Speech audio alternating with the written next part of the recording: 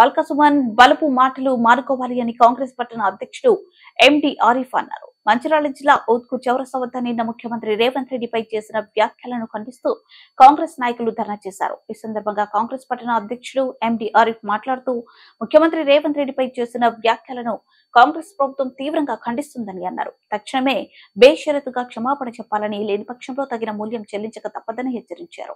బాల్క సుమన్ మాటలకు తాళం వేసి రోజుల దగ్గర పడ్డాయన్నారు. అనంతరం డీసీసీ ఉపాధ్యక్షులు చింత అశోక్ మాట్లాడుతూ బాల్క సుమన్ వ్యాఖ్యలను వెనక్కి తీసుకుని బేషరతు క్షమాపణ కోరాలన్నారు. అనంతరం మండల అధ్యక్షుడు పింగిలి రమేష్ మాట్లాడుతూ గత 10 సంవత్సరాలుగా కేసీఆర్ ప్రభుత్వంలో మీరు చేసిన అభివృద్ధి శూన్యమని అన్నారు. కేసీఆర్ కుటుంబానికి ఒక బారిసగా ఉన్న బాల్క సుమన్ ముఖ్యమంత్రి రేవంత్ రెడ్డిని విమర్శించే అర్హత నీకు లేదని, దానికి తగిన మూల్యం చెల్లించక తప్పదని హెచ్చరించారు. ఈ కార్యక్రమంలో ఎంపీపీ అన్నం మాంక చిన్నన్న, దండేపల్లి జెడ్పీటీసీ గడ్డం నాగమణి, త్రిమూర్తి, దండేపల్లి ఎంపీపీ గడ్డం శ్రీనివాస్, కౌన్సిలర్లు ఫ్లోర్ లీడర్ చెల్ల నాగభూషణం, సురేష్ నాయక్, రామ్దేని వెంకటేష్, కాంగ్రెస్ నాయకులు, కార్యకర్తలు అధిక సంఖ్యలో పాల్గొన్నారు.